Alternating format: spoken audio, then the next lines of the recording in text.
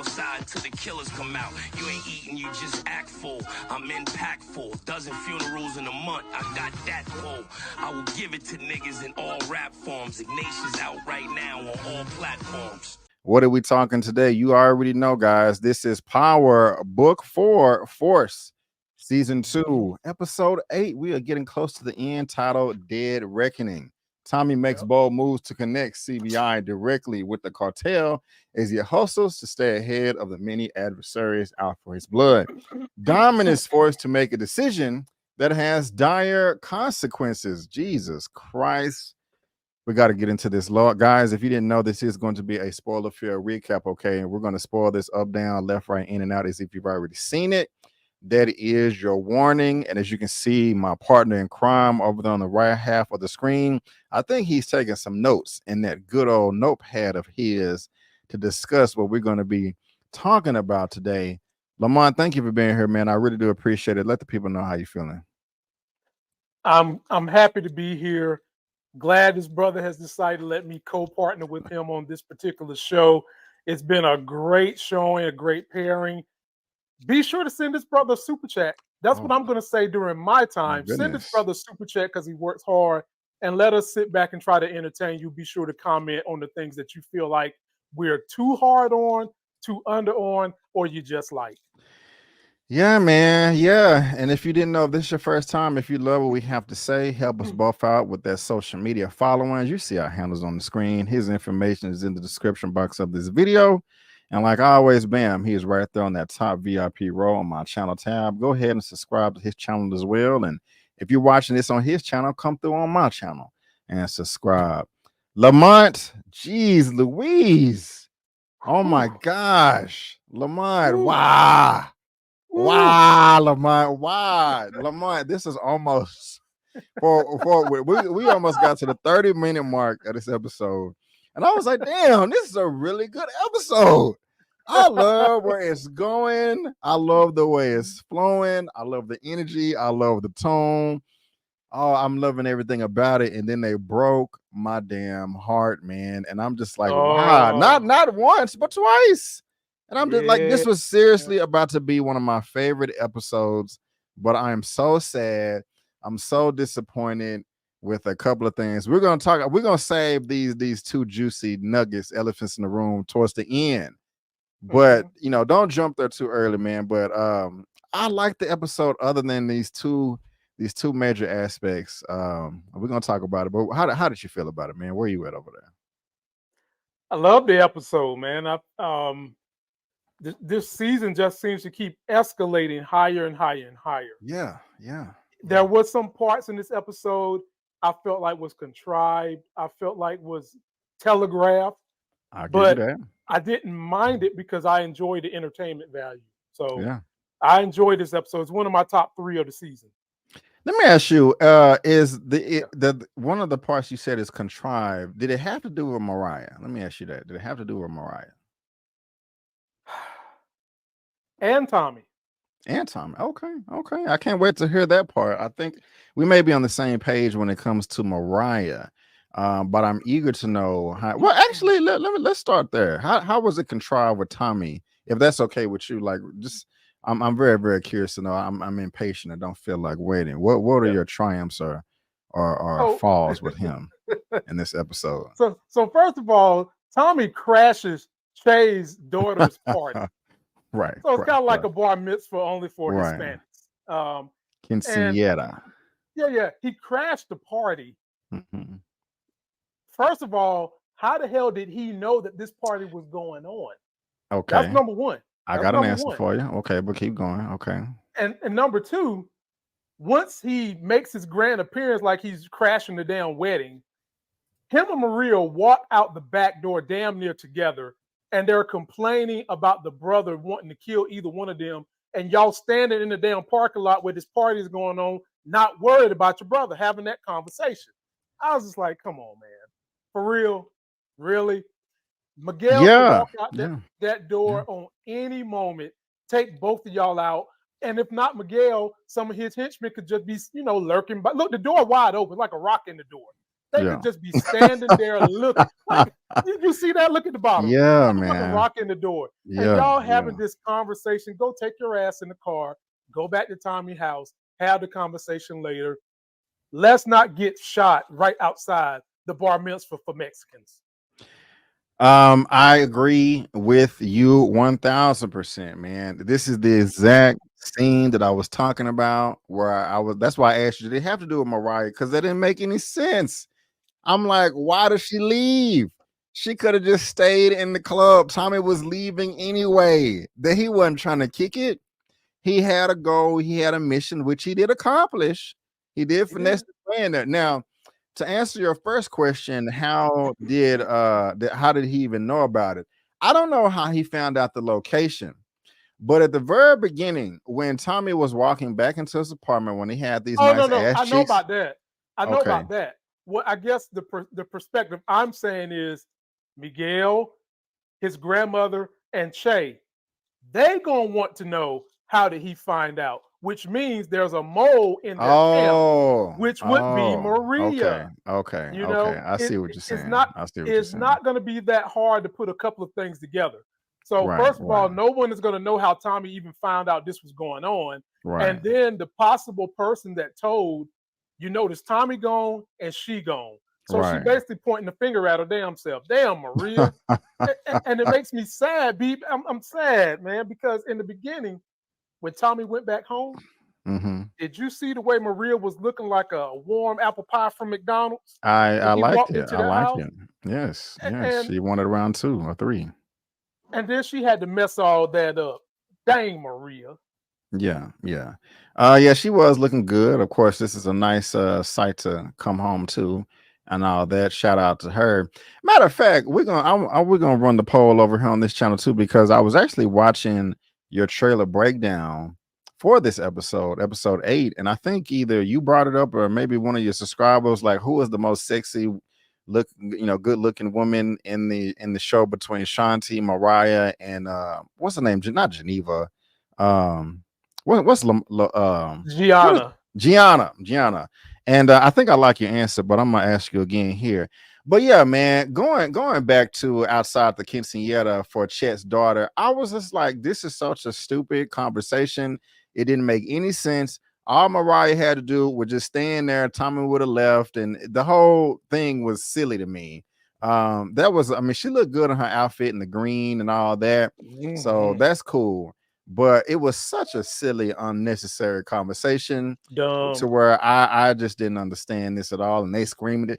Do you know what he would do and what I gave up? And I'm just like, I've liked now. Shout out to Mariah. I've liked you all season, sister. You have been doing a great job. No, not trying to talk crap or whatever. However, the writing for this scene right here kind of fell apart for me.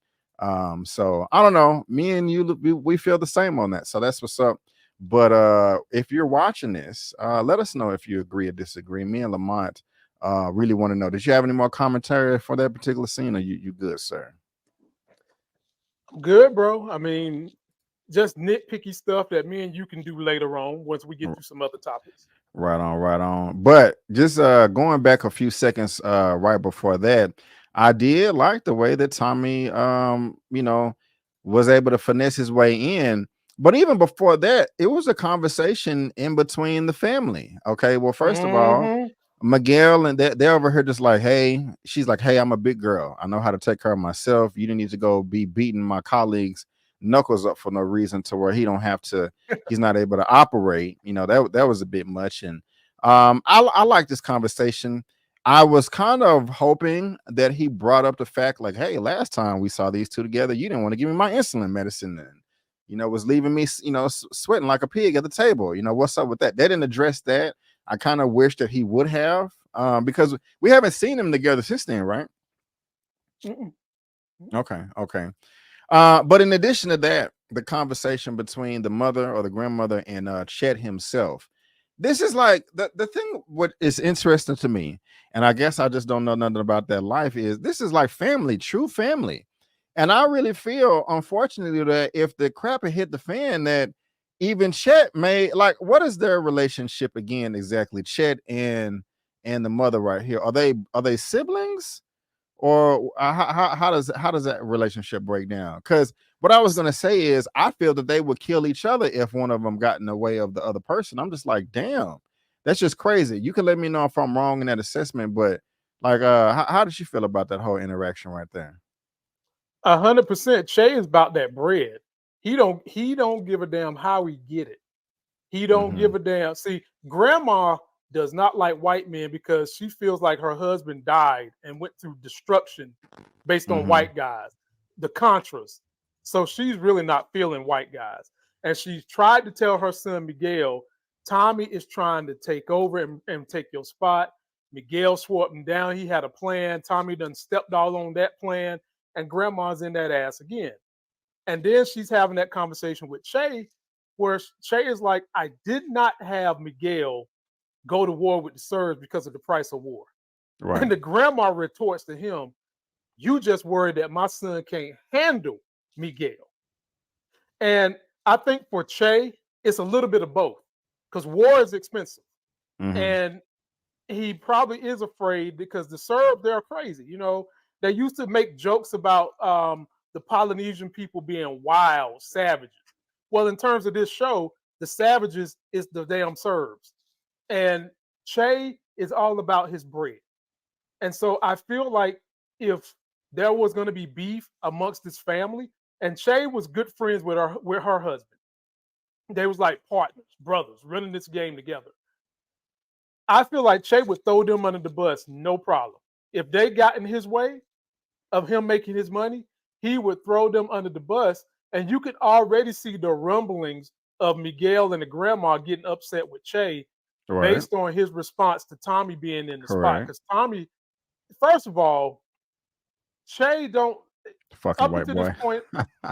Up until this point, I thought Che was savvy. But to have a white guy unannounced just roll into your daughter bar mitzvah and hand over gifts, you don't know this dude. You know, you've heard of him, but you've never seen him. Even Che said, you're the guy that actually saved Miguel. I can rock with you and you making me a lot of money. And he let him stay at the bar mitzvah. In most situations like that, them families like that would have kicked his ass out from the beginning. Right. How did he even get in there? Like, how did he even walk in? That wasn't realistic to me at all. I'm sure there would have been security up the wazoo outside on the roof. All day long. And then Tommy was kind of annoying in the way he was behaving in there, even though it was funny. It was funny annoyance because he was poking all kinds of fun at Miguel. And he knows that Miguel is seething on the inside. Look at them two. Yeah. Look at them two. She's looking like the woman from Ghostbusters, the original movie. He over there looking. You stupid. He over there looking like this MF in here taking over the party. And that's what he did. And not to mention Maria was upset while he's in there working Che too. So this was comedy. It revealed what Che is really about. It revealed what Miguel and Grandma is about. Don't be surprised if for some reason, somehow, some way, Miguel, in frustration, tries to take out Che, but then he's going to have a whole nother problem. Wow, I hope not. I think if Miguel tries to take out Shay, I'm not saying it can't happen, man. So much has happened last episode and this episode. I did not see coming a million miles away, and it happened. So I'm not going to say it's not going to happen, but that would kind of make Shay look extremely weak to me because they painted him. Because I mean, we got at the beginning of the season, they showcase how dangerous Miguel is. This dude is freezing people's arms and breaking them and just crazy and doing all types of stuff. And then when we first met Shay, Miguel was afraid of Shay. And so if Miguel takes out Shay, you know, I don't want it to just be some easy blink of an eye type kill. You know, I want it to be some type of struggle. But hey, you know, the sky's the limit. But on that, as far as what's going to happen. But before we move on, just clear this up for me. Do you know, like, what is the relationship exactly between the grandma and Shay? How are they related, if at all? If they mention that, go ahead. I missed that. The only thing I know is that somehow or another, Shay ran with her former husband. And I don't know what that relationship was. Okay. Now, guys watching, if they did mention that and it just slipped our mind, you know, our bad, but, you know, let us know in the comment section below respectfully. we would really, really appreciate that. But I love when they, they start an episode the way it ends, man. One of the reasons why I was so interested in seeing how this was going to play out is how Tommy and Vic here was going to react to them killing the FBI agent. And they decided to make it look like a robbery. Vince got the tracker that he was going to put on Tommy's car, and pulled a phantom ghost move and made it seem like it was on the inside of the car. I liked all that. That was cool, man. That was cool. But right after that, we have the police coming over to Vince's house. Get your shit. Come on into the office. We want some answers. He was like, damn it, I didn't practice my alibi well enough. What am I gonna do? I didn't think that was gonna come to 2 p.m. and it's 9 a.m. type stuff. But I'm liking Stacy more and more, man. Her drilling him in this interrogation room. Bullshit. This is personal now, all that. I like it, man. I like where it's heading. I do. And I also like the fact that they're married and they're able to console each other in the office and just like, it's personal. We need to go and show some force and rattle some cages and show CBI who we are, that they can't just kill some federal agent and we're not gonna get it. We don't have the warrant. Fuck the warrants. I was like, oh, okay, Stacy, you warming up to me, and they hugging and kissing and smooching and all that. But I like this, man. I like Stacy. I like her passion. I like her acting. I like her character. I like her role. I like everything about it. And I like how expeditiously these two are trying to move around as well, because they're up a creek right here. Did you like to follow up? In this episode, closing out episode 7 and how they tried to rid of this situation here? I loved it because there was a lot of tension on Vic. Tommy kind of grilled him a little bit, and Vic had to be quick on his feet about that tracker, which Tommy gave him a baked-in excuse to prove that it wasn't him. However, Vic is still wet behind the damn ears. When I think of Vic, I still think of boy band. I think of Backstreet Boys. I think of New Kids on the Block. I think of one of them deciding they want to retire and go sell fucking drugs. That's what I think. Because Tommy clearly told him to go check that guy for his logbook, and he didn't. Not properly. And we'll talk about that later, because that's going to come back up. And when Stacy came to get him and drug his ass down to the PO, man, I was like, what is he going to say now? And every time you hear Vic speak, it sounds like his voice sounds cracky, like he's about to cry. So I got to give the actor credit for doing this. And you talked about you like the pressure Stacy Marx is applying. She's applying a lot of pressure that is unlawful. I hope you know that. And the only thing I don't like about her, hair and makeup, ladies and gentlemen, those yellow nails, that hair wig that looks like it's looking like Stephen Urkel when he used to play the Kung Fu character. Wow. And that's painful kiss she gave DeFranco. That was a painful kiss to watch, because those yellow nails wasn't doing it for me. And I'm thinking, as I'm looking at that wig, I'm thinking Stefan Urkel dressed up like a Kung Fu master. But I like that she's getting crooked.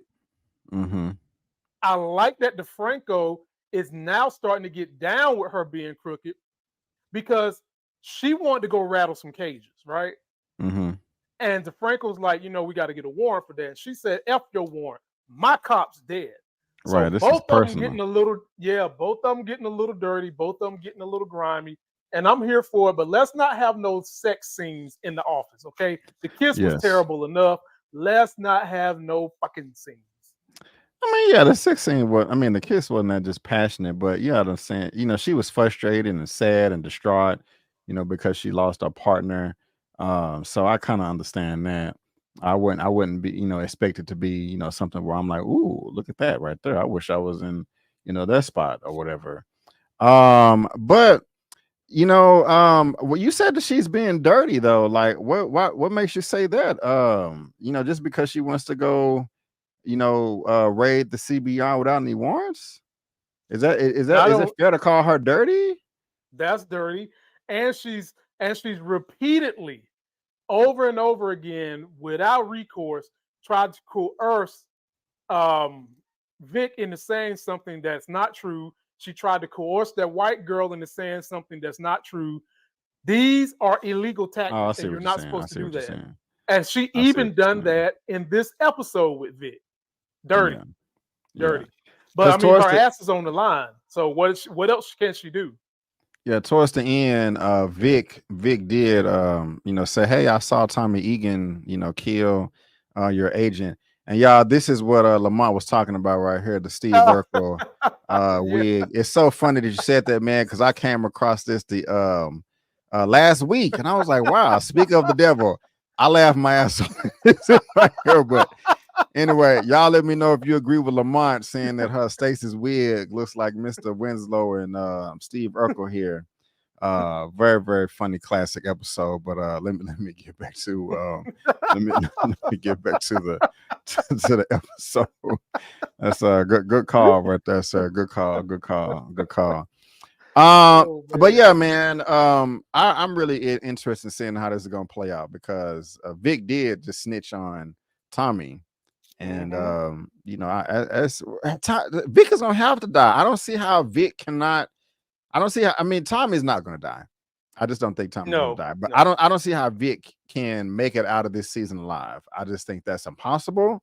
But I could be wrong. Y'all let us know what you think. What's up? All right. B. Avery and the audience watching, are you ready to make predictions? Because I asked y'all this a couple of weeks ago. It's only 2 Flynn's left. Which one of the 2 is going to die? And I said it would be Claudia. Okay. That's what I said. Okay.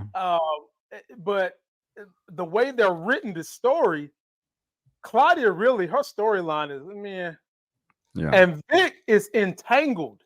So it would seem like the easiest person to get rid of would be Vic, but I still think that it's going to be Claudia, and you're not going to be able to wait to hear who I think is going to do it. Okay, since we're talking about Stacy, how'd you feel about her pulling up on Tommy? He trying to have his little donut holes or whatever, and and she walks up like she's a Miss Thing over her. I like the interest though. She's applying the pressure. She's like, hey, this is my city. You're not going to come in here and do whatever you want. She did make Tommy a bit uncomfortable. Like, hey, we got some pictures here or whatever. He looked a bit uncomfortable at first, but then he had to have that smile like, oh, that's my good side. You know what I'm saying? He was concerned. He was bothered. But I like all this right here, man. How did you feel about the pressure that Stacy was applying to Tommy right here? Loved it. I mean, she basically told Tommy, I know exactly who your ass is. You died and came back to life. You went to New York, and now you're here causing trouble in my city, and I might not have to do you. Yeah. I got proof that one of these drug dealers on the street can do you. And when this dialogue for them meeting for the first time, there was so much tension. You could cut this bitch with a Thanksgiving turkey knife. I enjoyed it. And it seemed like she had Tommy reeling. How often do we see Tommy reeling? Not much. And to the point where Tommy had to mate and say, I'm calling Jenny Sue. At first, I thought he said Jenny Sullivan. I ain't gonna lie, y'all. I thought he said Jenny Sullivan, but it's Jenny Sue. And that was pretty much Tommy saying, I'm tapping out of this conversation till you have some dirt on me. I'm tapping out. Yeah. I like that he didn't fall like, oh my God, what you got? But just to clarify, he was calling the situation a bitch, not the agent. So I don't want just to make sure somebody may get upset. But he was like, she was like, oh no, he was like, allegedly, you gotta say allegedly. He's like, no, it's not, it's all facts. He's like, no, if it's facts, I would be arrested right now. So you don't have anything. And she showed him the photo, smashing Mariah. Like, hey, if Miguel finds out, Miguel may take you off the board before I do. Now that also kind of eliminates Junkie Gennard's trump card that he had episode or 2 ago, because he thinking that him and Shanti, like, we got him right here, you know what I'm saying? But no, everybody knows now, they done gave it away at the quinceañera. I'm pretty sure somebody saw them talking in the parking lot. The cop got Stacy got the picture right here. So that's Jannard. I'm just saying that because Jannard can try to pull it out in episode 9, like, Tommy, if you don't do what I say, I'm going to reveal the picture. I don't give a fuck about that. Everybody know the cops got a picture. They got a picture, so that's quite interesting right there. And so and you know who I think is going to figure it out first? Who is that? Miguel's grandma. That's who's going to figure it out first. I'll give it that. I'll give it that. I can easily see Maria going somewhere after she left Tommy's house, walk past the grandma, and the grandma go, I can smell white semen on you. Yeah, it's kind of gross, but my house. This is true. This is true. Do you think Tommy will kill Stacy? Yeah, why not? I don't. Damn, man, like you didn't say it like that. Like, yeah, but I think it's possible. I don't want it to happen, but I think it's possible. I think she's gonna die this season, bro, and that's gonna leave the husband on a warpath next season. Or is the husband going to save her from dying? Is he going to jump in front of the bullet? Yeah, that may happen too. Which is more likely to you? And y'all let us know in the chat as well. More likely to me, Stacy dies. More likely. And the reason I say that is because we are all kind of more invested in her character at this point, more than a husband. And it would be fitting for her to die because she's been acting slightly reckless, trying to circumvent the law to get things done. And the husband, for the most part, other than giving somebody $20, seems like he's been kind of on the up and up with the law. And so he would be the next best person to step in and take her job and try to do it the right way until these streets and the law corrupts him. Got you. Okay. Now, this is probably obvious right here. Vic is nervous. Don't know what to do. He's like, should I go? Should I stay? Should I stay or should I go? I don't know. Tommy pops up at the crib. They're having their conversation. You think Tommy will kill Vic? Because earlier I just said that Vic is gonna probably die. You think it's gonna be Tommy to kill? Or let me just throw another wrench out there. You think Claudia killed her brother? Vic killed his daddy. Claudia killed her brother. How you think Vic gonna die? Or you think it's gonna be Tommy or? What you got? What you thinking? I don't think Vic is going to die, but I could easily see Claudia or Tommy doing it. But I don't think Vic is going to die. I think Claudia is going to die. But I was laughing at Vic's house. I mean, I'll be damn if Vic's house don't look like a Southern Baptist church. You see them window sills in his crib? Like, damn, dude, you at the mosque praying? And when Tommy came over there talking about the feds and everything that was going on, how they rolled up on him, and Vic hadn't been telling him all the truth. I'm thinking to myself, how Vic about to get out of this? And to take the pressure off himself, Vic revealed that Jannard and his sister met up. God. Yeah. And Tommy's like, dude, you couldn't tell me this? Right. And I'm like, how he about to get out of this? And Vic was able to talk his way out of that. Yeah. So I just do not see Vic dying this season. That would shock me if he did, but his character is in so deep right now. If Stacy Marx dies, Vic will survive and Claudia is going to die. If Stacy Marx lives, Vic will probably die and Claudia will survive. That's how I'm gonna position myself. Okay. Write it down on the notepad. We're gonna see what happens about that. I like when he does that. But you was talking about Claudia for a second there, and that's not the scene I was trying to pull up.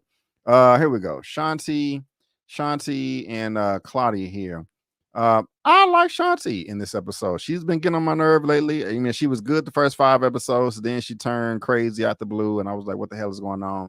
However, I did like her in this scene right here, and just how smart and meticulous she is. Like, she was like, don't try to do a deal on your own, and then you got froze out, you got screwed, and then you try to come back to me like, oh, let's do this together. No, you were trying to do this on your own, and call Claudia out. I like that. And she was like, well, yes, I was trying to do something on my own, but I really do need you. I like that right there. I kind of want to see, I was going to say, I kind of want to see a cat fight between them two, but that wouldn't be a fight at all. Shanti would destroy her and 1 or 2 hits. So it would still be funny though. I know what kind of cat fight you want to see. And I don't want to see that. Yes, No, you do. no, I do not want to Yes, see that. I Ringo. do Yes, you not do. want to see that. Yes, yes, I yes, do you do. not want to. I do. You let me I clarify. know You that, asking Claudia and Shanti getting it on? No, no, I'll pass. I'll pass on that. bro. Did you not feel the energy in that scene that you Not just at showed? all. Not at When all. wait a minute, Where is this coming from? when Claudia said, "If you screw me, I will kick your ass," it looked like, I mean, excuse me, when Shanti told Claudia, "You screw me, I'll kick your ass," it looked like Claudia nutted right on the site. Okay, maybe She was, Claudia wants to get it yeah, in. maybe, mhm, We've talked yeah, about that. I'm pretty sure Claudia wants to get it in. She may try yeah, to come on to her or something. They yeah, celebrating about the money they just made. Hey, let's do some yeah, drugs and yeah. grab on the titties. No, and Mhm. Shawnee will cross and chin check her, and I will laugh. But yes, And Claudia probably wants Shanti, but no, I don't. Shanti does not want Claudia. I do not want that to happen at all. B is gonna happen Stop because it. it's Stop it. gonna Don't even happen write that down. because Don't even. it's gonna happen because Claudia has been showing Shanti like this bougie, high dollar wine, lifestyle, all that. And you can see Shanti does let her guard down slightly with Claudia when deals are cut that go in favor of Shanti. Like the whole conversation about, do we go to war with the Serbs or do we not? Shanti proved that she has boss mentality. She has boss. She said, "No, nah, we're not going to war with them. Right. No, that's stupid." And Right. Claudia wanted to go to war. And then after Shanti got her way, she poured her some of that high dollar Belvedere. And she's like, "Girl, I need to start hanging with you a little bit more often." So I could see Shanti getting in Claudia's cloudy pants, panty draws bed if it's to gain something, if it's to maybe kill Claudia, if it's to maybe get more percentages out of Claudia. I don't see her doing it as, I'm feeling you like that. I see her doing it as a vehicle to get what she wants. Maybe, I guess. We'll see. We'll see. I got to talk about He this. don't want no parts of No, that. He don't want no I parts. don't want no parts of that. I want parts of this though. I do want parts Okay. of this. Oh This Lord, is that yeah. whoa. I do want the grits, the eggs. Ooh You know, wee. I spoke about the red lingerie last time, but she got some black tights, Yes. black lingeries, boy shorts, Yeah. whatever that is in there. She looks good. She Yeah. looks good. However, this woman is no good. This woman you need to stay away from. She fine as hell, bruh. What kind of mess is she playing? First of all, she's pretty too. I was so annoyed with her dialogue here, trying to put her foot down, talking about I know who you are, and you got to keep my son safe and all this. You came on to him like he did not necessarily holler at you. This was more you coming on to Diamond, and so I just don't understand that. And then two, we saw Jamal, the baby daddy, towards the end of this episode being a snitch. But why are you having Diamond? Like he lives here, but you're gonna get Diamond killed. Okay, like you're gonna get this man in trouble. This is just okay. We know that Diamond can handle himself against Jamal. We saw that when he choked him out in the parking lot. But still, man, this is no good. I like the Diamond's like, hey, is what's his name? Lamar? Is that his name? The boy? Leon, the son. Leon, the son. Yeah. Leon, like, hey, is Leon coming? Do I need to bounce? I don't want him to see me here. Oh no, he's still over at the sleepover, and Jamal is out of town right now and won't be home until tomorrow. What if he comes home a day early and y'all in y'all drawers and you up here cooking breakfast? This is how people get killed. Even if they're not married, bro, that's still wrong. The only way that she is justified in this, in my opinion, is if she paying all the bills. Like he in there living rent free. But if they doing this or doing that, and it's just his house, and you got him up in there like that, not only are you smashing in the house, but you in the drawers cooking bread. This is just not smart. This is just tacky. You look good while you're doing it, but I was so disappointed. You may disagree with me big time, and that's fine. What say you, sir? What say you? Bro, in there looking like a Krispy Kreme snack. Obviously, Diamond put that ass to sleep, put it on her because she up cooking breakfast like she baby girl from baby boy, only on power. I mean, up in the morning, happy, birds are chirping. She up there dropping spices on the eggs. You know, I love me some eggs with cheese for my protein. Right. And I'm with you, and my wife is with you too. That whole contrived, you know, I know what you do, and I don't need this around my son. My wife looked at me and was like, okay. I can see her face too. The way you just she probably like, Lamont, what? She looked at me and was like, okay, you don't need all this around your son, but you're sleeping with the drug dealer anyway. Like, what how much sense does that That make? was so backwards, bro. But keep going. Yeah. And I had to look at her and be like, honey, you just don't understand love, fire, and desire. Okay. Should have get you in trouble. You should have seen the look she gave me back. I was like, I ain't about to get in trouble over those TV's damn series. Yeah, man. But for real, on some real talk, people do this stupid crap all the time. Behavior is like the bad boy. You just gotta have them, even though you know it's probably bad for you. Even though you know the rules are not in your favor, it's just something about that bad, chaotic dick you gotta have. And she had to have it. And later on, we're gonna get to it, but she got a hard lesson about this. And it's I'm not even gonna say a hard lesson because Diamond had nothing to do with it. But in her mind, the rest of her life, she's gonna blame it on Diamond unless he does something different. And so that scene had me and my wife looking at each other with the Bobby Brown stroke lip. Yeah, man. And that I agree, but also you may disagree here. Just the whole situation with Jamal, the baby daddy. That's just not go smash at a hotel. That's just tacky to me. Like you're asking for trouble. Like that's just come on, man. Choose the path with less obstacles. Like I was just shaking my head like you idiot woman. And did you hear her say that, you know, told Diamond, you're not special? Yes. I cook breakfast for Jamal. Been doing it for 13 years. I would have ate that up. Like, oh, I'm not special. Then you'll get mad when you treat it like a hoe or like you're not worth it. This is textbook do not do as a woman. I'm like, you asking to be done dirty, but hey. Like, I was like, are you kidding me? What is going on? Like, if anything should have told Diamond, this ain't wifey material. And it seems like he got more in love with her. It seems like his love meter started to grow more for her, so much so. This is crazy. That this man skipped a highly important meeting over his business with Tommy in order to show his love and support to Gianna, Gigi, and Leon. So unrealistic. Entertaining, but so unrealistic. And look, it's not unrealistic. It's sad because I know people that do this. You're right. It's sad, but it shouldn't be realistic. But it is because I know people that do this and just disavow the good dudes. Like, oh no, I'm not. Like Leon was about to grow up to be a good dude. Yeah. And I was kind of annoyed by this, man. Like he in there just doing this thing. You know, he got the text for the meeting. And hey, I'm going on TV. I'm proud of you, bro, but I need you tonight, right now. Drop everything. I'm like, come on, bro. That's rude as hell. He's not 6 years old. Okay. The boy is 14, 15 years old.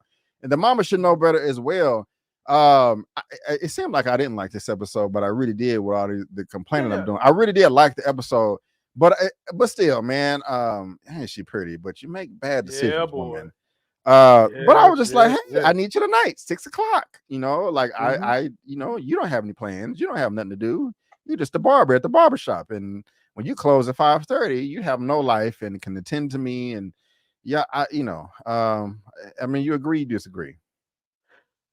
Well, the thing is, Leon don't know about his dark business. You know, all Leon knows about. Keep going. All Leon knows about is his above the ground business, which is him cutting hair. I saw Gianna tried to tell Leon, look, he's busy, blah, blah, blah. You shouldn't. He's the one that decided to go ahead and volunteer to do it, you know? And plus, you can tell Leon, he wants Leon to connect with him because they've already kind of formed a bond. And the more that bond grows, the more he knows he's going to get deeper and deeper into that mama's panty drawers. And this was just a moment of vulnerability that just happened for Diamond. And it just proves my theory more and more that at some point in time, he's going to go down the same road as Ghost and want to get out the game. But I think what they did at the end of this episode was try to put the kibosh on any thoughts of Diamond wanting to go legit and get out the game. It's a good point. We're gonna bring that up back up. But speaking about this character right here, it was funny because when they're in the shop, hey, you did a great job. We haven't spoke since the rally. We got 25 guns turned in. Yeah. It's just a dent, but it's better than nothing. Keep up the great job, sir. Did you notice the look on his face when the other gentleman, one of Diamond's henchmen, walked out the back and had the duffel bags? Yeah. And they crossed paths. He was looking like, is that weight in there? Is that money? Is that what you was thinking? Is that what he was thinking? Was he about to randomly do a search or am I tripping? Am I looking into it too much? No, bro, I don't know what the hell is wrong with this parole officer.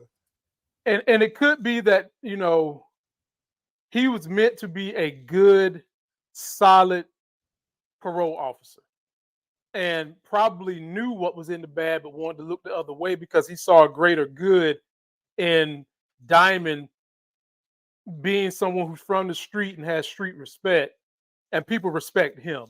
So he looked at that duffel bag and probably turned the other cheek because he see greater good in Diamond. Mm-hmm. Any other parole officer would have had search and a warrant for seizure in that barbershop and combed it like a fine-tooth comb. Yeah. But this parole officer saw something good in Diamond. He got guns turned in from the community. He felt like Diamond is trying to be on the up and up and didn't even piss test the brother. Right. In this episode. He was just like, bro, I'm going to let you go. Keep doing your thing. Yeah, I got you. Okay, y'all let us know what you think right here. This is just more towards the beginning of the episode where Tommy and Diamond are having this little conversation about how to move next. Like, oh my God, you killed a federal agent? Well, technically it was Vic. I didn't do it. What did you do with the body and all that? And that's when he's talking about meeting Shay. Tommy was talking about meeting Shay. I like that they're always at heads with each other on how to move forward, but then by the end of the conversation, like, okay, I didn't look at it that way. Let's go ahead and ride with it, because Tommy wanted to meet with Shay. Dom was like, no, bro, y'all just killed the cop, and they got the, we need to chill. But Tommy's like, no, through chaos comes opportunity, and so Diamond is like, okay, I see what you're saying there. So I like that right there. Because they agree sometimes, they disagree sometimes. So that is hilarious. Did you like the plan Tommy came up with to undercut the Serbs by going and getting the Sons of Destruction and basically have the Serbs thinking that this was another one of Miguel's situations where he's trying to take them apart? Did you like that plan? I did like that plan, and that was one of the things I was going to discuss next. But before that, I got to brag a little bit and say I got one over on you, because I don't know if you wrote it down on your notepad, but either last episode or the episode before, where Tommy went to go meet with the DSD, and they blew out his window and they undercut Miguel. And I was saying to myself, don't you think that the DSD is still going to have a conversation with Miguel? And I believe you said no. And they had the conversation, and I was surprised. I was good. Surprised. It was a good conversation. Miguel thought he had the upper hand, like, hey, they said you going out of business. You know what I'm saying? The Serbs was cut off, and I'm the only connect in Chicago. What you gonna do? I'll give you $1,000 less per key or whatever. Oh, that's major generous of you. And then he hit him with like, we already made a deal, bro. You trying to squash stuff now? Well, Tommy beat you to it. That white man, Miguel, was mad. Like, Tommy Egan. He gets his product from me. It's like, well, I guess I'm working with him and you, and we're all working together, coalition. And, Miguel felt some type of way about that. So what did you, I laughed. And so they did have the conversation, but you were still right though. The deal didn't go down. He just wanted the DSD dude here just wanted to rub it in his face like nana the boo boo. What my daughter be doing. And B, I can't lie. I enjoyed every piece of that because I'm calling the DSD leader. I'm calling him Ice-T Big Brother that drink. Okay, Ice-T Big Brother that drink went right up in Miguel's face, knowing he knew from this whole meeting that he was going to play Miguel. He knew it. He knew it. Right. And when he said to Miguel was like, "You don't want to work for me," or something like that. He was like, "Well, bro, since Tommy worked for you, I still work for you, but I work for Tommy." And walked out. With Miguel, the beer. yes, kept the man.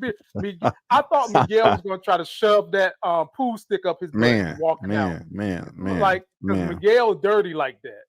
Yeah. He sure definitely will do that.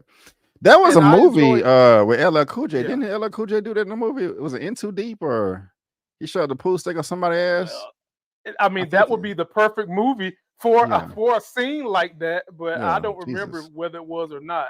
But that would definitely be the perfect scene. Yeah, man. I like how Ice-T little brother. I like how he he went and poured his grievance on the table, basically saying, "Okay, now I ain't too good for you, SA," or something like that. He was saying, because he's got that beef where Miguel, since he's pure Mexican, he thinks he's better than him because he's Puerto Rican, and he rehashed that. And this is exactly what Miguel punk ass get. And I enjoyed every minute of Ice-T little drunken brother putting Miguel in his place. Yeah. You know who's winning me back over? Who's that? Junkie Gennard. Yeah. I'm not gonna say he's my favorite character, anything like that. And Tommy was about this. Look at that face right there. Jesus. Tommy was pretty upset. But Gennard is he's handling himself. He's smart. He got his head back on the shoulder. It seems like he's sober now. Seems like he has his head on the swivel, moving in the right way and the trajectory and all that.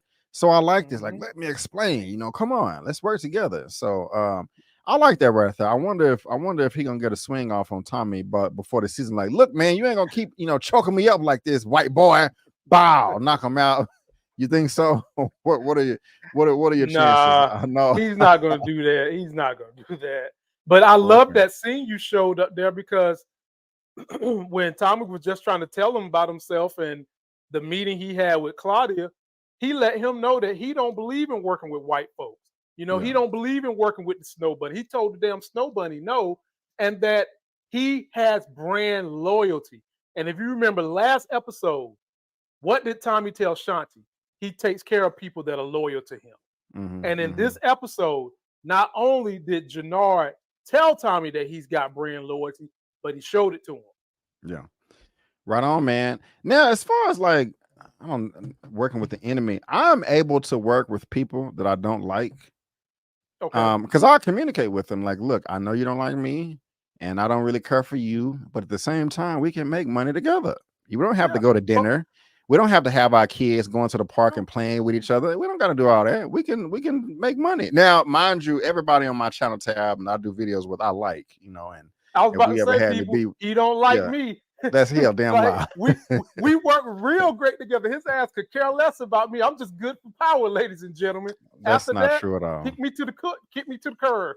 That's not. He knows that's not true at all. Don't even put that in the head. We're work friends, ladies and gentlemen, like the Avengers. We're work buddies. That's he a damn lie. We been talking about everything.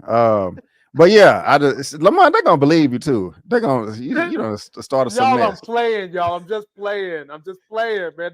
There's pictures on my IG of me and him hanging out, having extravagant meats at a restaurant. So I'm just he been trying to get me staying up on my workouts and all that hot jazz.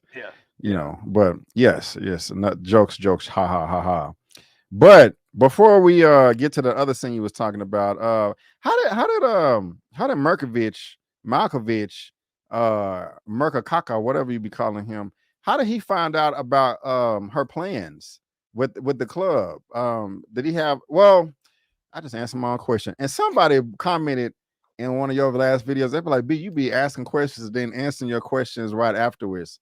I was gonna ask how did he find out about it, but she's under his protection. So he has men following her. So if they see her going to the club, like, hey, Claudia over here making moves with these people, some type of triangle district. Okay, so the Viagra triangle. That's what you're right. That's right. What did you think about? And look, she has a triangle on her dress here. What do you think about this scene right here? You think he's wrong for trying to stronghold her in the business? Like he has no say so in that territory that they was in, but he was able to finesse his way in her. How'd you feel about that? I mean, he did what he had to do. And by the way, I know we normally got jokes on Claude, and we call her Cloudy Panty Draws Claude, and you don't have sex with something with cloudy panty draws. But I like that triangle dress she's wearing now that she done acquired the triangle Viagra triangle. I like that dress. She looked right in that.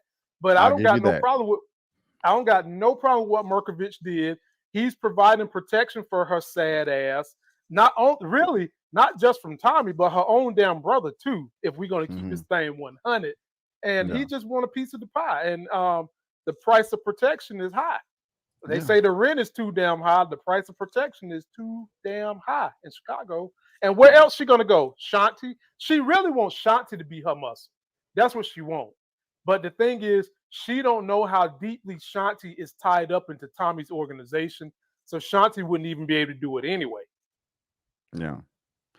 Yeah, man. There you go. And we're talking about Merkovich. He popped up out of nowhere in a second.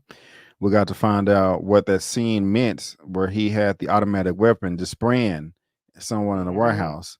But as we were saying earlier, Diamond had a prior engagement. He wanted to go help Leon with his speech, and his brother Junkie Jannard showed up in his place with a hat that said, "Sorry, I was trapping." And they got your boy Vic, you got Tommy, and they go in here and they have the meeting. And this is what you were speaking of earlier, correct? It is. Yep. And trying to pitch this coalition right here, and it's going down. And all of a sudden, Merkovich comes out just spraying. Now, I am no expert marksman shooter, but I feel like Merkovich's men should have been taken out much easier than I think they only got one or two of them. They didn't have any cover, and they were out in the open. Like all of the fire was concentrated on one area while they were trying to spray. I don't know. It was out of nowhere. I wasn't expecting this right here. It was entertaining. Junkie Jannard saved the day. He was like, man, I could have took your ass out and just said it was a crossfire, friendly fire, but no, we got money to make. How'd you feel about this, man? How'd you feel? Another great scene, man. Other than the fact that if you own power and you not Ghost or Tommy, your ass probably can't shoot. Because we've seen too many times in the history of this show where people should be dead like Fred and they all living because folks that got guns missed at point blank range. First of all, everybody in that line right there should be dead. Everybody. The only reason they're not dead is because in a real life shooting event, when you see people running up on you with guns, your first impulse is not to pull your gun out and shoot. It's to run and take cover, then shoot. So maybe we need to give them that much clearance. Okay, I'll give it that. But you can't give me that, because when Tommy and them got clearance and somewhere to duck bullets, all the Merkovich crew should have been dead. Yeah, they should have been dead because their asses stood there like fuddy-duddies, like the putties on Power Rangers, and instead of going forward, they just stood there by the door. There's nowhere for you to take cover. They should be dead. My prediction of Merkovich dying didn't happen, but it will before the season's up. It will. Really? And he's gonna die, man. There's nowhere else left for him to go. And after that shooting, the Sons of D's decided, you know what? Fuck this white dude. Serbian ass. Yeah. Sound like that's where you breed Siberian Huskies. I'm rolling with you, Tommy. I'm rolling with you. You the coolest white dude I ever met. We rolling with you. Tommy got his coalition. The Serbs are screwed. They don't got no more corners. They don't have nothing. They don't have a distro, no corners. They are wild animals, B. Avery, and they will be trying to mess stuff up. This is true. This is true. Y'all let us know what you think in the comment section. Also, let us know what you think of this and this as well. Coming up next, and you too, Lamont. We did not see JP and Kate the last episode, but we see them here. And I was like, okay, great. I was wondering what happened. You know, he lets her know that, hey, your son is alive. He's not dead. I'm kind of glad that Kate is not dead right now as well. I wanted to at least have another conversation with her and Tommy. But I love the way that JP put it to her. And this was tough love. Like, look, you're a grown woman. You're my mother, a horrible mother, but you can do what you want. You can either stay here in this house, get sobered up, cleaned up, and see your grandson. That's what you're crying for. Or you can keep using and get the F out. It's up to you. Oh, come on. Don't do me like that. Come on. But I like that, though. Man, how do you feel about it? You got to put some spec on Miss P name now. The actress name is Miss Patricia. You got to put some spec on her name. Okay. Because that young lady be acting her ass off. What struck me, B. Avery, is that she disappeared to New York. And if you're going by this power timeline, I think it's safe to assume while she was in New York, she probably met up with Tariq, because they had a scene last season where her and Tariq met up. So maybe that's what she was doing in New York. And I didn't mind JP telling her she needed to clean up, because while she was clean, she was doing a good job with not just D-Mac, but him and Tommy. She was bringing home ice cream for her son to eat. She was helping JP rear the son, helping the grandson get dates and stuff like that with women he shouldn't be going on dates with and stuff, talking about his hair and shit. So I enjoyed the scene, but I'm fearful now that she knows D-Mac is alive. She's going to go look for him and get him, and that's going to incriminate him somehow, some way. Hope not, man. I hope she has enough sense. She wouldn't even know. I don't even know if JP knows where D-Mac is. Maybe only Tommy knows. Maybe Tommy don't even know. And you don't think Tariq can find out? Well, okay, you got a point there. Yeah, Tariq got Tate in his back pocket and all kind Stearns in his back pocket. No one can get missing in the realm of power. Tariq can find him, and maybe that's what now that she knows that he's alive, she might hook back up with Reek again. Go find my grandson. Yeah. But Lamont, it's time to move on to that first heartbreaking incident in the episode. So where I was like, why did you have to do this, man? And they did kind of telegraph it. I was like, wait a minute, they are setting this little boy up for failure. Hey man, I'm going to my little TV little thingy here. I don't know how to tie a tie, and I want to. I know, right? Hey man, I saw it coming out. I was saying to myself, they about to kill this little boy, man. He is about to die. He is not gonna make it out of this season, man. When he was like, I don't know how to do it, I got frustrated because I was like, man, go look up on how to tie a tie on the internet, on YouTube, on Google. You can look at them both, man. And they're walking outside, man. The tie's too long, but I'm not gonna make it too big a deal about that. But I wasn't expecting this, man. This got this super evil hater right here, doodle face. Just pathetic, man. Scum of the earth. You think I don't even know, like he didn't even appear on TV yet. Maybe he heard the news that he was gonna appear on TV. You think you the shit, you ain't nothing, you a bitch. No, you are the bitch. You got your ass whooped by this dude that's half your size, and you bold as hell. You're gonna do this all in front of Diamond. I don't know how realistic that was, but bro, he got his ass whooped. He cheering, pulled out the gun, and shot him. Shot Leon. I was saying to myself, oh my damn. I was like, please let him live. Please let him survive. And then the next time we see them, he is waking up in the hospital, patched up. Hey man, I'm proud of you. You stood your ground. You beat him up. I believe in you. I'm going to be there. I'm going to be the best stepdaddy that you can possibly be. I mean, that I can possibly be. But no, we don't get that, Lamont. They had to kill the little boy. It's just too much, man. I was upset, man. We got the mama out here screaming. Like you said earlier, she blaming Jannard. She's, wow, why did they have to make this decision? I don't like it, man. I do not. Did I call you Jannard? Lamont. I don't like it, man. I could ask you how you feeling, man, but your costume says it all. But if they don't understand, let them know what it means. But I'm over her heartbroken. How you feeling about this whole thing, man? How you feeling? Oh Lord, ladies and gentlemen, normally I only pull out my tissue paper shades for women I call my TV wives, and my wife had took these tissue paper shades and done something with them, and thank goodness for my daughter finding them so I can bring them back. I was destroyed because I was emotionally attached to Leon. If he wanted to learn how to tie a tie, hell, I could have taught him with my tissue paper shades, help him get his tie right. And when me and my wife saw this behavior, we said in that moment, and based on the conversation that Gigi had with Diamond earlier, we knew this was a setup for him to die. We knew it. And they made it even worse, B. Avery. They added salt to a wound by letting everything he learned from Diamond in boxing defend himself from these same two dudes that tried to rough him up earlier in the season, only to lead to the most punk ass thing that could ever happen. Yeah. You get your ass whipped, then you want to run to a weapon and pull out a gun. It's the weakest shit ever, bro. That's like on the list of top 5 most pussy ass punk things anyone can do.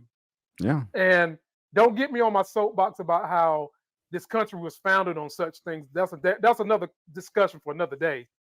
But it broke my heart. Gigi, I automatically knew when she found out. I knew she was going to blame Diamond. And it's not his fault. It's not. If anything, the fact that Leon got a hit that took down a dude bigger than him, she should commend Diamond, but she didn't see all this. And so I just got so many questions about what is she going to do, because she's a wild card now. Yeah. Not to mention the father who went and ratted on Diamond. This is probably going to be the window for him to get back in good with Gigi because they're mourning the death of a son. True. And then if Diamond tried to show his face at the funeral, if they do a funeral, you know it's going to be some smoke. So yeah, it just tore me up because I did have emotional investments in Leon, and it's sad for him to go. I might even have to make "We Missing You" video for him. Yeah, man. You should. This is awful, man. Do you think it was necessary for them to put this in the episode, though, bro? Like, damn.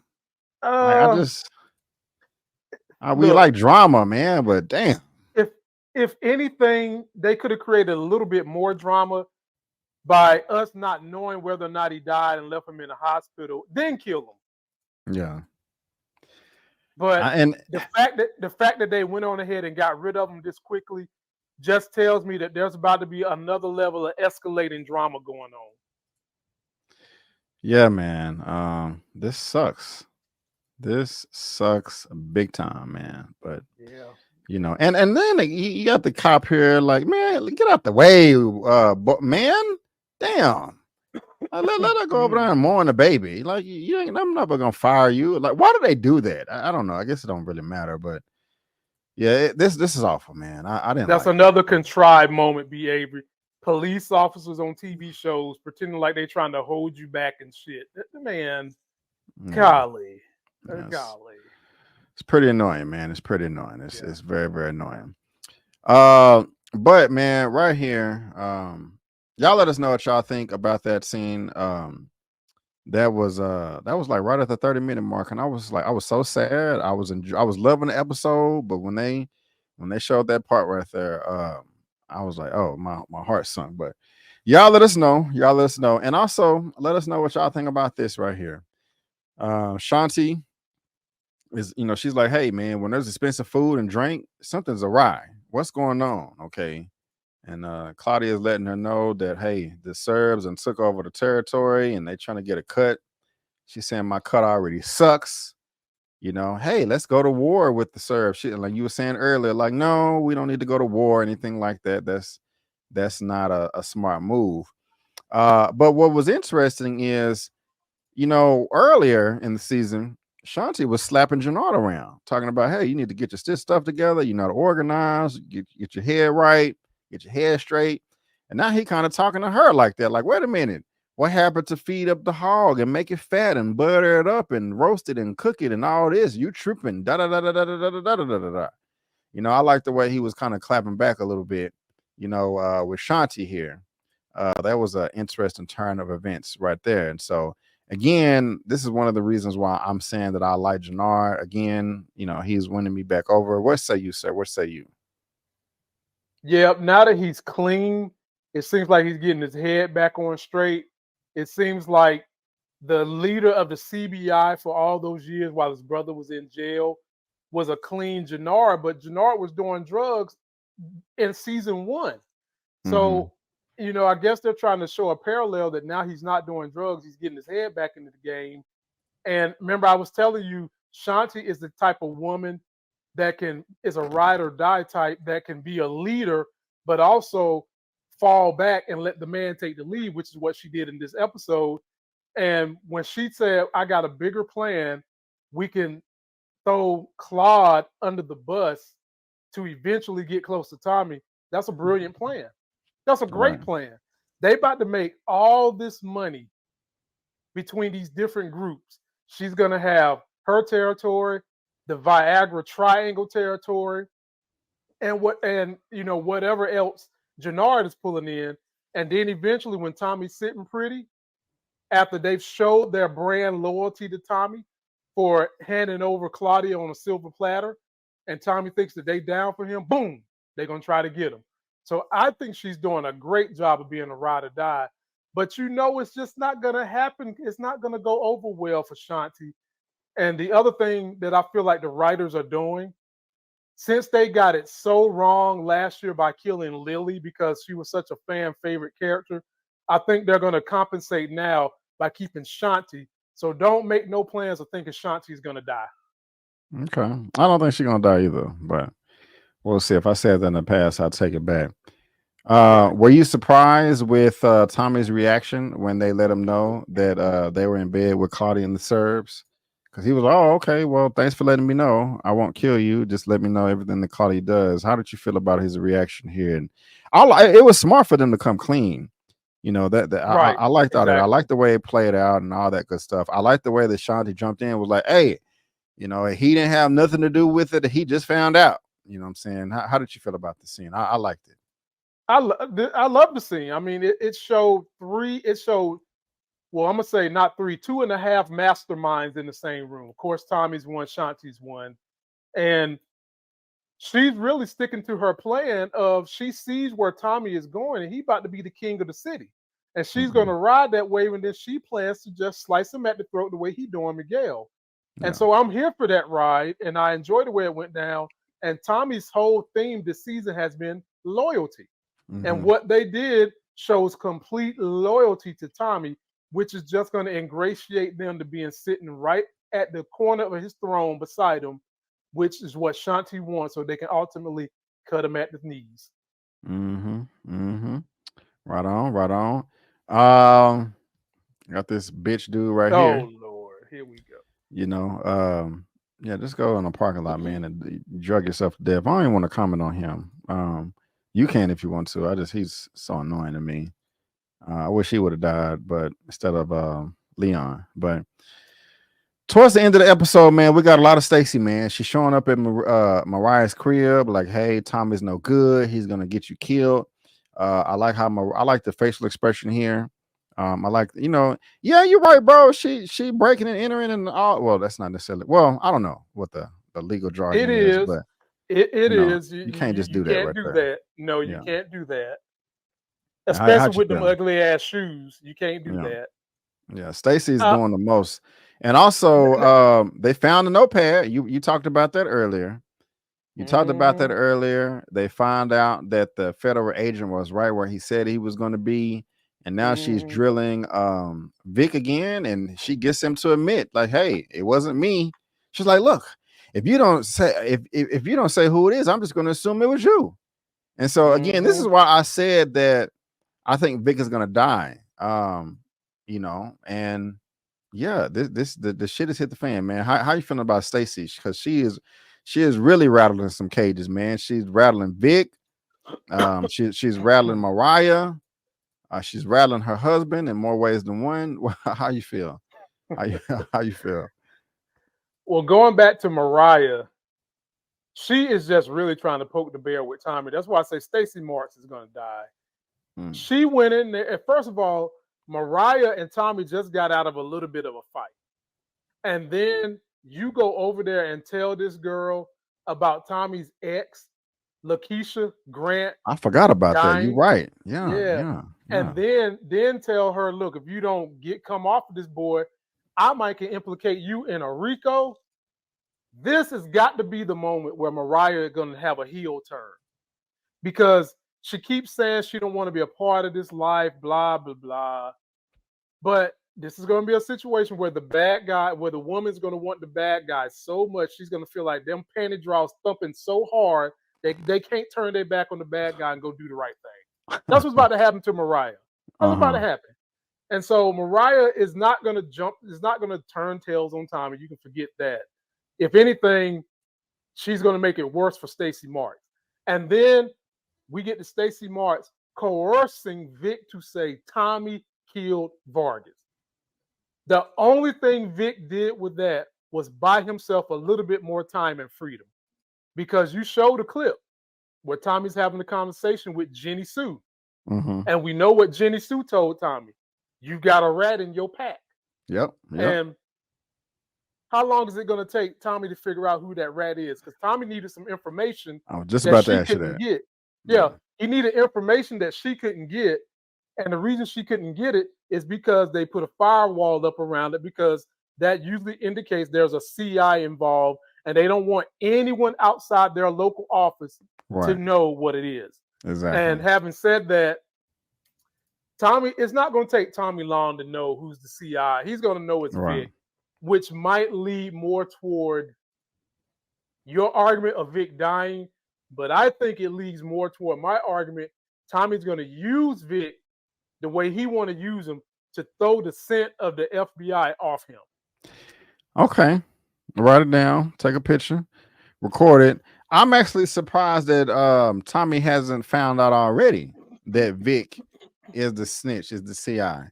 He's going to find out. And the way they've written Tommy, since we first known him, he's smart enough to know. He's smart enough to have found that out a long time ago. I think they're just stretching that out, you know. And you know, I mean, somebody can complain about that if they want to, but you know, I'm not. It's not that big a deal. But the Tommy that I know, he would have found this out a long time ago. You know, so you guys let us know what you think. It's so many deaths. We had Paulie's dead, Daddy Flynn's dead, Leon is dead. Vargas is dead. Vargas is dead. So many dead people. Let's talk about this last dead person right here. This is the other part where I was just like, geez, Louise, this is crazy. So I don't blame Diamond, man. Diamond Sampson, I don't blame him. He feels responsible, and he's drinking and he's distraught, yelling at his men, leave it right there, man, and get out. You know, I'm just like, please do not let this cop walk up in here and see all the drugs. I'm like, thank you. This is so silly, man. Like, what is going on? Yeah. Tommy walks in there. I'm like, Tommy, lock the damn door. Like, come on, man. Like, when I walk into my apartment, I get anxious if the door is unlocked. Like, I can't relax. The only time I leave my door unlocked is like when I'm, you know, taking groceries in, you know, in the house or whatever. But this was, I didn't like this, Lamont. The only part I liked about this scene was just seeing Diamond distraught and drinking. Okay, that's 100% normal, relatable. Anybody would react that way. Not only at death, but if you feel responsible for it as well. Yeah, I get it, but I don't think it would go to the point to where you're going to dump kilos of drugs on the ground and do snow angels in it, and with the money everywhere. This was crazy to me. And then the PO comes in there. I'm like, oh my God, how are they going to get out of this situation? Tommy's going to kill him. No, Diamond wants to look at this. This brother didn't deserve this. Damn near cut his head off, man. Tommy even himself like, what is going on? He like, oh my God, I didn't deserve this, man. I had my food in the oven at home. You know what I'm saying? Like, you know, oh, this was awful.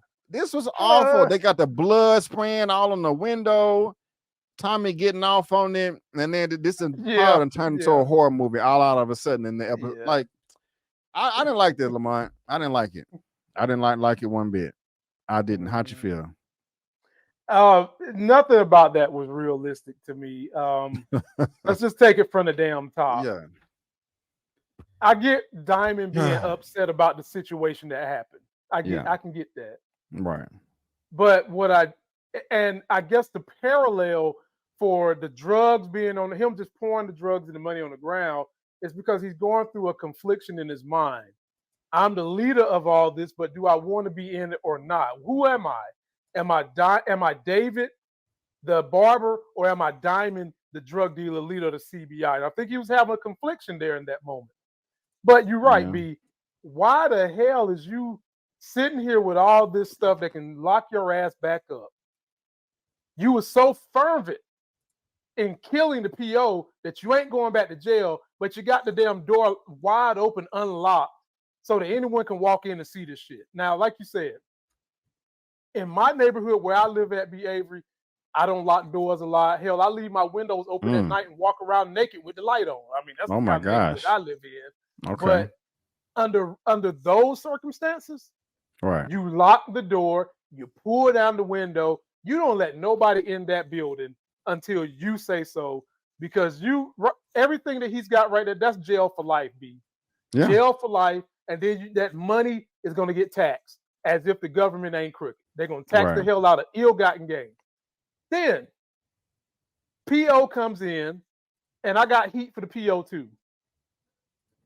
When you first walk your ass in that barbershop and you walk see back out, money, why don't you walk back out and call for backup, dummy? Like, dude, you wanted to die.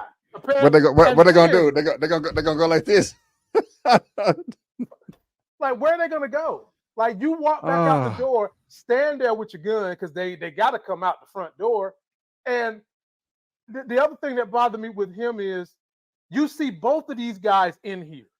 Your first inclination is that they are in cahoots or there's a deal going on.